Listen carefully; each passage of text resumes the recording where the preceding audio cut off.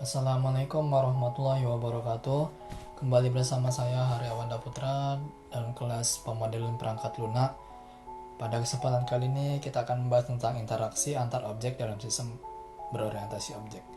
Pada bab ini saya akan menjelaskan tentang proses interaksi menggunakan diagram sequence.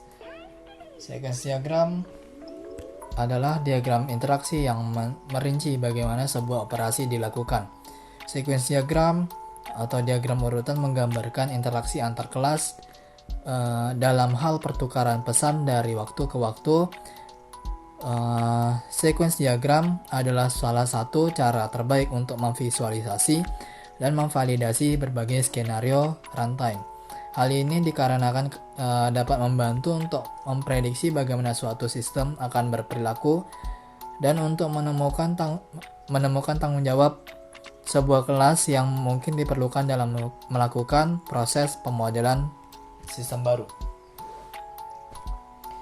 Diagram sequence adalah jenis diagram yang diagram interaksi karena menggambarkan bagaimana dan dalam urutan apa sekelompok objek bekerja bersama.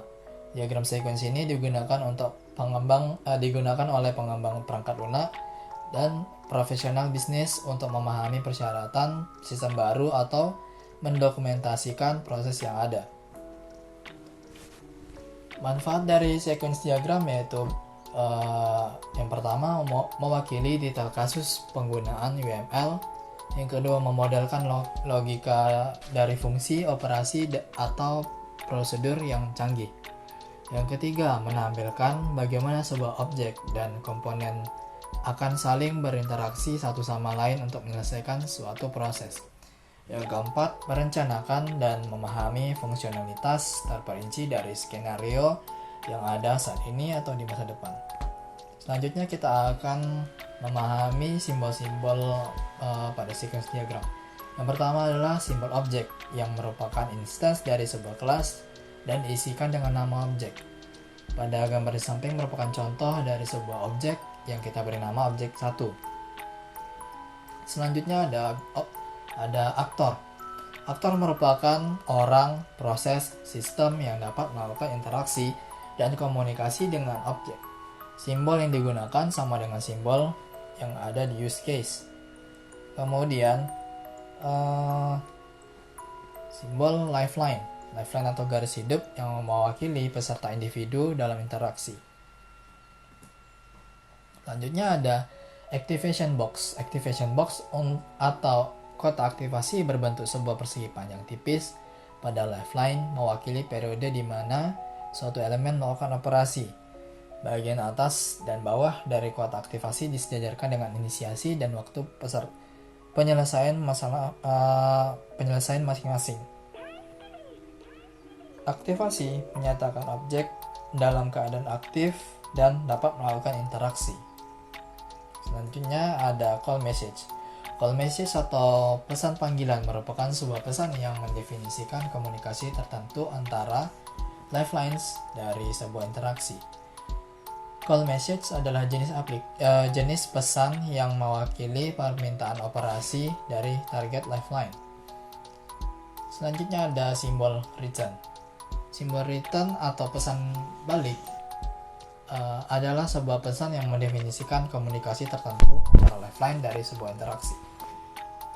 Return message adalah jenis pesan yang mewakili informasi yang dikirimkan kembali ke pengirim pesan atau pemanggil berdasarkan pesan sebelumnya. Berikut adalah contoh sequence diagram.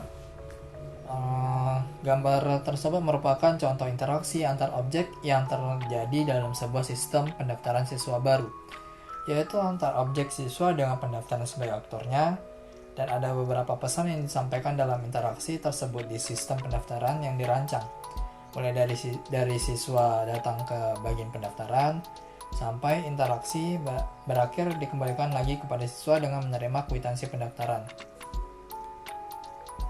Selanjutnya kita akan mencoba membuat sequence diagram menggunakan web aplikasi dari appdiagrams.net. Ketika kita membuka web tersebut akan muncul pesan dialog memilih untuk memilih membuat diagram baru atau membuat diagram yang sudah ada. Kita akan membuat diagram baru. Kita beri dengan nama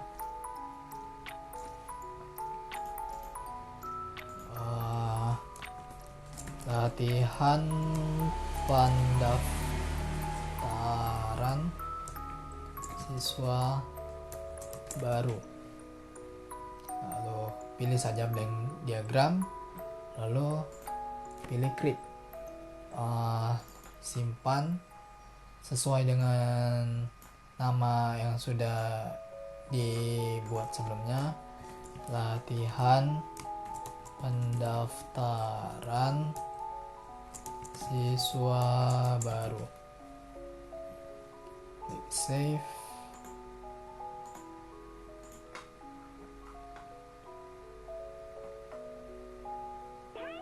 Oke. Lembar kerja kita masih kosong karena kita membuat diagram baru. Yang pertama kita akan menambahkan aktor dan juga aktor di sini ada dua, yaitu siswa dan bagian pendaftaran.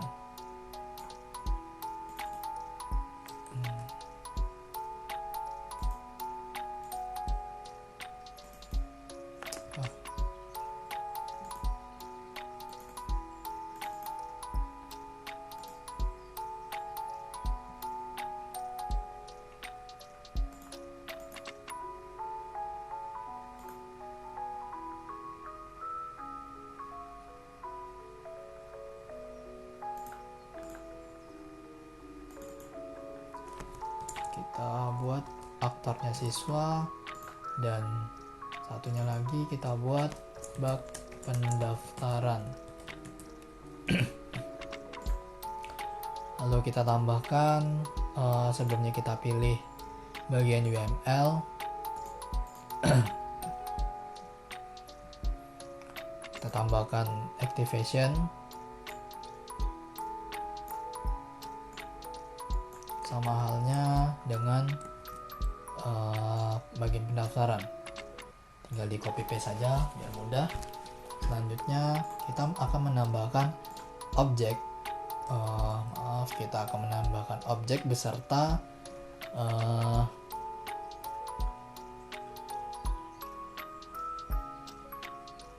lifeline-nya.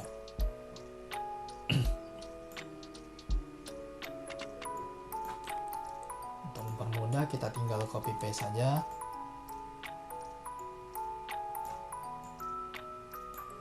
Oke, objek pertama kita akan beri nama kartu, dan objek kedua kita beri nama kwitansi.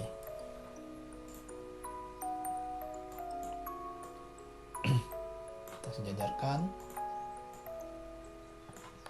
Oke, jika sudah, maka kita akan memulai proses yang pertama, menambahkan sebuah pesan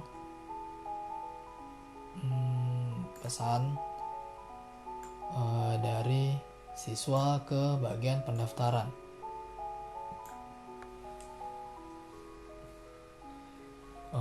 Pesan yang pertama adalah siswa datang ke bak pendaftaran. Oke, kita beri jarak.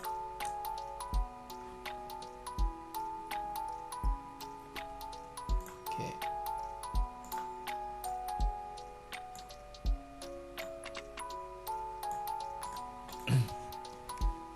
Yang kedua, tampilkan, kita tambahkan pesan dari siswa ke kartu dengan pesan siswa menyerahkan kartu ke bagian pendaftaran.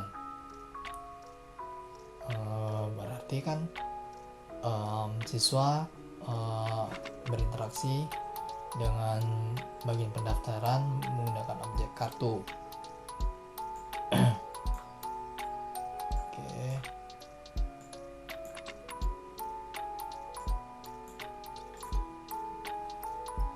Yang ketiga yaitu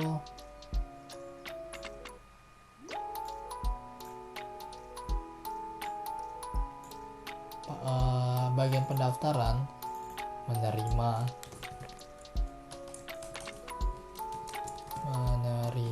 kartu.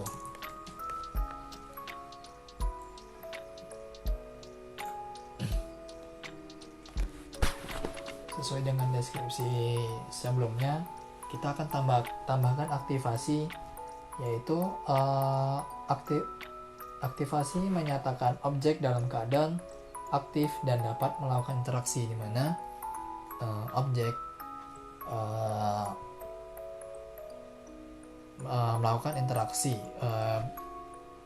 bagian pendaftaran melakukan interaksi bersama dengan kartu. Kita tambahkan aktivasi di sini. Oke, sudah. Kita lanjut ke proses yang selanjutnya, yang keempat. Pada bagian pendaftaran,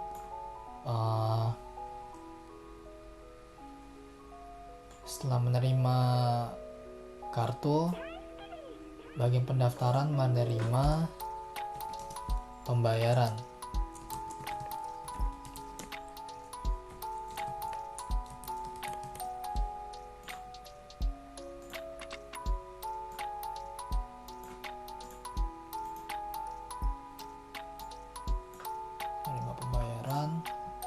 Lalu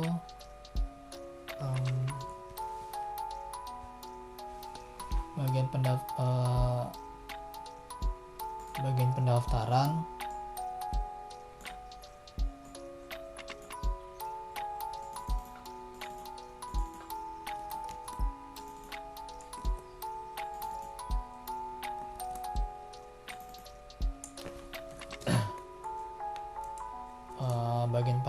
menyerahkan kwitansi.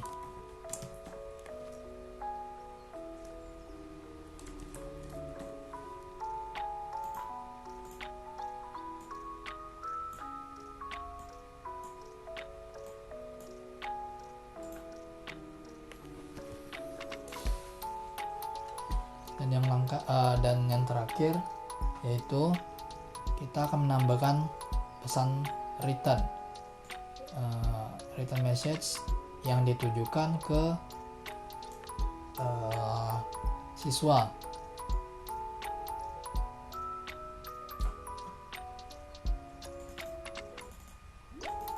Di mana siswa menerima kwitansi yang diberikan oleh bagian pendaftaran.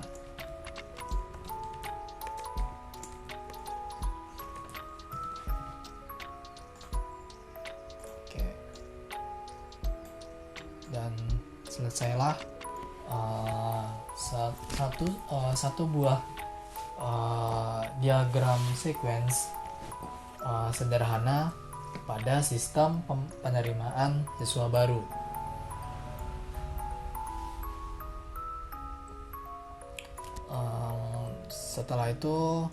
Setelah semuanya sudah selesai, maka kita akan menyimpan file.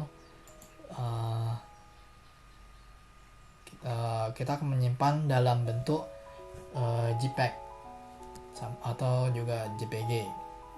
Kita akan menyimpan dengan memilih export as JPEG.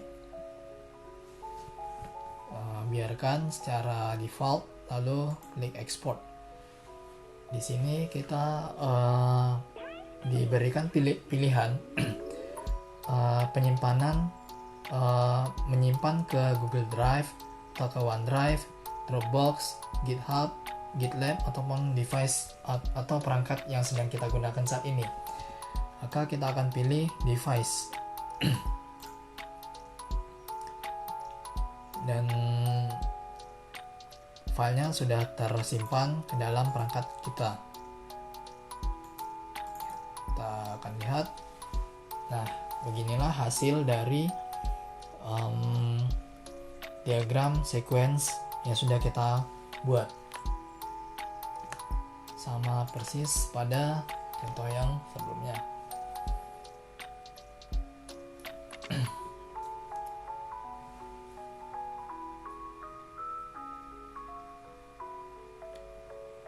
Baiklah, sekiranya sampai di sini pertemuan kita kali ini.